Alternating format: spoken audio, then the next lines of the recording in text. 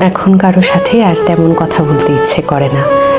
ইচ্ছে হয় না কাউকে ফোন করে কয়েক মিনিট কথা বলি। এমনকি কেউ কল করলেও কল ব্যাক করতে মনে থাকে না।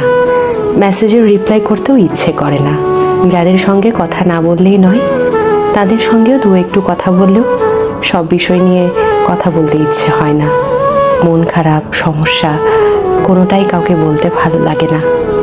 এসবের জন্যে আমি দুঃখিত। শুধু ভালো লাগে সারাদিন নিজের মতন থাকতে। ব্যস্ত থাকি বা না থাকি, তবু নিজের সঙ্গটাই মাত্রাতিরিক্ত প্রিয় হয়ে উঠেছে। যেই সঙ্গীহীনতায় একটা সময় আমার মন খারাপ হতো, মনে হতো আমিই যেন দুনিয়ার সবচেয়ে একলা অসহায় মানুষ। সেই খারাপ লাগা, সে একাকিত্ব আজ যেন সব থেকে বেশি প্রিয় হয়ে উঠেছে। এখন অমুক বন্ধু খোঁজ না নিলেও আর খারাপ লাগে না। কেউ ভুল বুঝলেও নিজেকে আর প্রমাণ করতে ভালো লাগে না।